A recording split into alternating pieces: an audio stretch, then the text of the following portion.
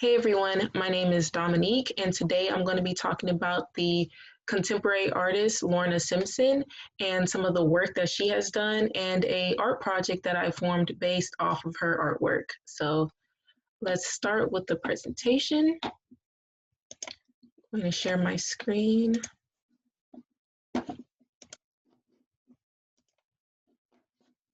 and view and present. So this is Lorna Simpson. Um, since she has so many different mediums that she works with, you can't really put her in a box. So I call her a conceptual artist. Her early life, she was born in 1960 and raised in Brooklyn, New York. As a young girl, her parents took her to museums, concerts, plays, and dance performances. So she was open to a lot of artistic experiences at a really young age. And before she started going to school and university for visual arts, she traveled to Europe, Africa, and around the US, experimenting with graphic design a little bit here and there, but mostly documentary photography. Education. She graduated from the School of Visual Arts in New York in 1982 with a Bachelor's of Fine Arts in Painting. Then she graduated from there and then got her Master's of Fine Arts in Visual Arts from the University of California at San Diego. Some of her mentors and teachers, like the people who taught her and really ended up influencing her art, were conceptualists, performance artists, filmmakers, and poets. And all of these different elements from these teachers of very different art styles really form together in her artwork, and you'll see that. And artistic influences, David Hammonds, which is a fellow conceptual artist, he's right here, and then this is his artwork, and this is a Pan-African American flag that's torn up. Toni Morrison, which is a amazing novelist and poet, and then Langston Hughes. He was a poet, social activist, novelist, playwright, and Harlem Renaissance leader. And for those of you who don't or who have never heard of the Harlem Renaissance or know little about it, it was kind of a explosion and turn of the mindset of African American, the African American community in Harlem, Manhattan, New York. And it was just a kind of enlightenment of the community and enlightenment of different social ideals and artistic ideas. And I really advise looking up all these different people: David Hammonds, Toni Morrison, and Langston Hughes, because their work is amazing. So really go and look them up. So the first artwork that I'm going to be talking about from Lorna Simpson is Water Bear from 1986. This is a print, and then the letters are vinyl letters. The first thing that stands out to me is the dark contrast of the background compared to the white of the dress and then the white of the highlights of the water containers that she's holding. And this kind of just stands for has her back towards us. So it's kind of like dismissing us, dismissing our view. And the white sheet is covering her body, and that's a statement within itself. And you can't really see her hair, and you can't see her face, which is, you know, a part of identity and how you identify somebody. So it's kind of like turning her back towards that, and you can't really tell her identity. Also at the bottom, it says, she saw him disappear by the river. They asked her to tell what happened, only to discount her memory. So another thing that Lorna really plays with within her work is memory and history, and those elements. And we'll get a little bit more into that. Here's another one, 5-Day Forecast, 1988. This is print, and the words beneath are engraved plastic plaques. And so another thing with identity is that, you use your face, use your facial features as identity. And in all these pictures, it's cut off from the chin up. And so then you kind of use the words that are in the piece as that identity. Um, and then it has multiple words beneath it that all start with the prefix "miss," and that usually means bad, negative, negative context. So the words, I don't know if you can really read them, but it says misfunction, misdiagnose. I can't really remember the other ones and I can't see it, but so kind of like since the words are kind of being used as the identity of this, but then all these words have a negative context, so you can kind of put that together. And then in a 5-day forecast, you know, the days of the week that you typically work in, and then having these words have a negative context. Yeah. This one's kind of self-explanatory. Untitled, A Tie is Not a Shelter, 1989. Again, it's cut off from the shoulders up. And then it says, a lie is not a shelter, discrimination is not protection, isolation is not a remedy, and a promise is not prophylactic. So she's once again, she's using text, she's using words to emphasize the meaning of the piece. And again, another figure that's turned, she has her back turned to us. And then this is 20 questions. And so 20 questions is another, it's a little game that people use to get to know one another. And so within those 20 questions, and then they have these phrases or ways that people usually identify another. Is she as pretty as a picture, or clear as a crystal, or pure as a lily, or black as coal, or sharp as a razor? And then again, she has her back turned to these different sayings, to these different things that someone might call her or think of her. And that is that for 20 questions. This is one of my favorite, Untitled, and these are Polaroid prints. You have women again with their back turned, but they are connected by this single braid. And I don't know if you can read the text underneath, but I wrote some of them down. Some of the things that it says is, we're disliked for the same reasons, we're not related, never met, read the news account and knew it could have easily been them. And one of the quotes on her website when it came to this particular piece, it says, experiences that are not singular or unique, but shared by many. So they're connected by this braid, they're connected by this thing, but yet they don't know each other. They're not aware of each other.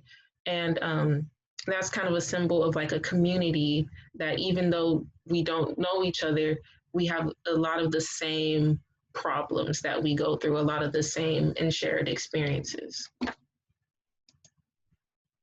So the main themes that she works with within her work is identity, gender, culture, history, and memory. And we saw these 5 with the last artworks that we looked at. So she doesn't only do pictures or text and things like that. She's also done films, and these are screenshots from Corridor 2003, Chess 2013. She does sculptures. These are Jet and Ebony magazines, which are geared towards Black culture.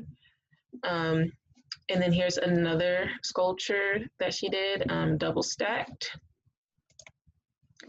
Prints and installation. These are wigs that she said she found just in beauty supply stores in Brooklyn, New York. And again, hair is another way to identify someone and they're turning away. So another way to work with identity. And these are prints / installations.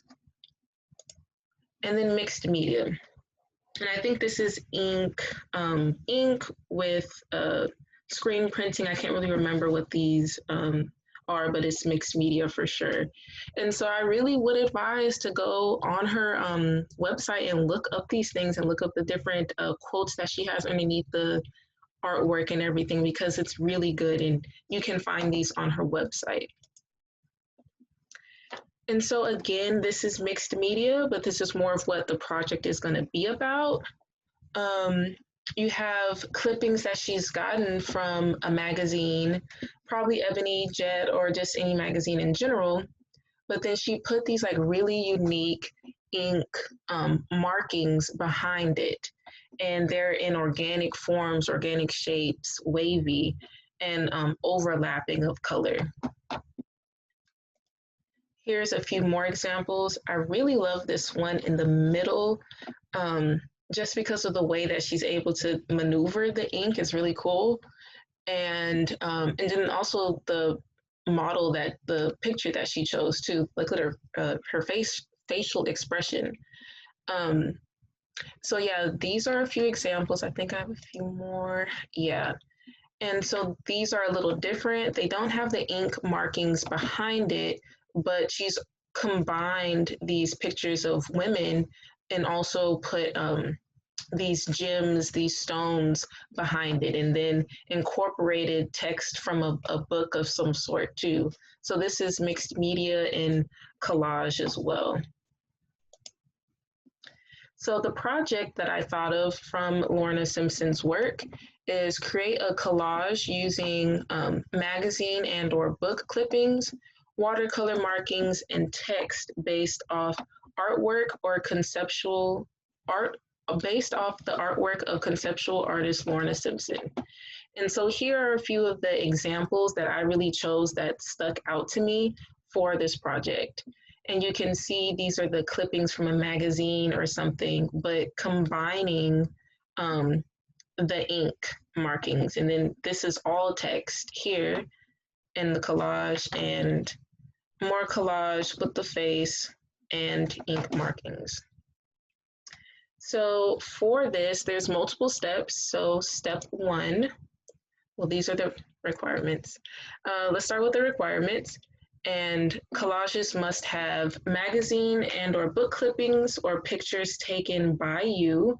So if you decide to use your own face or a friend or a family member, they have to be pictures that are taken by you. It can't be something that you find on the internet or anything like that.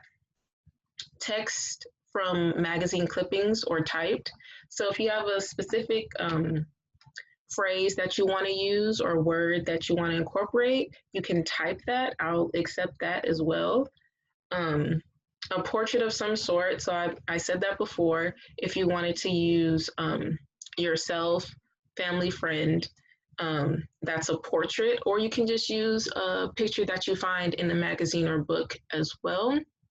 And then it must have watercolor markings as the background. We're going to be using gouache, but gouache watercolor is basically the same thing. Gouache just has a little bit more pigment to it.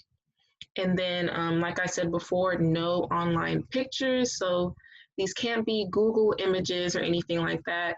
I want you to really get into magazines, really get into books for your inspiration.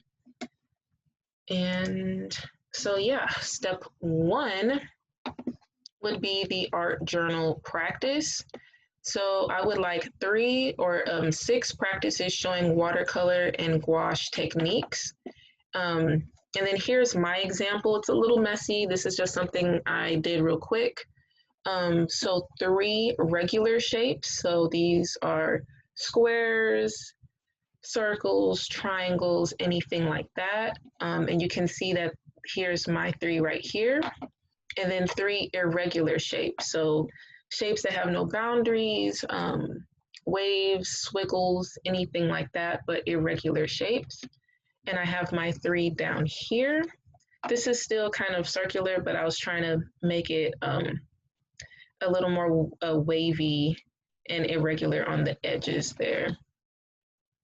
And then 3 practices must have blending of 2 or more colors. So you can't really tell of these up here, but you can see here, I used a blue and then a bluish green here. And then I used purple and then a little bit of blue. And then I tried to mix red and green right here. It didn't really work out. It turned kind of brown. So that's an example of really taking the time to think about what colors you want and then how they're going to mix and will it work out the way you want it. But that's another reason for the practice. So you can see which colors work and what techniques work as well. And then here's just a more organized practice. This is how I want you guys to do it. Separate into 6 equal sections and then have your images and practices in that. Step 2, magazine/book clippings. Look through a few magazines or books for faces or text that you might want to use.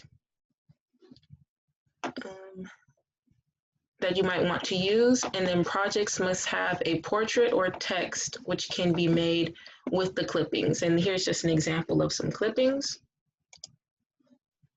And then step 3, combine. Some water real quick.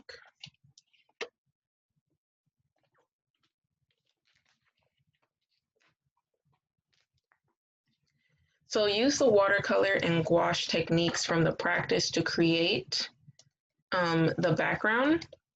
And that's kind of what I showed you just then with the practices. And use the clippings and paste your portraits and text on top of the painted background to create a composition.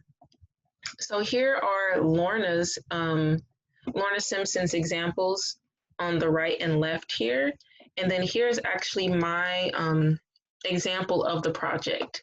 So I used the clipping of a person, and I didn't just use the upper part of her face and body. I used, the torso and everything because I really like the color of the jacket. And then I used the watercolor and / gouache technique here and kind of used like a flower look of it. And then the clippings from a magazine, and it says, "There is power in creating proudly." And so this is the composition that I was able to create based off of and influenced from Lorna's artwork. So here's just a closer look of that.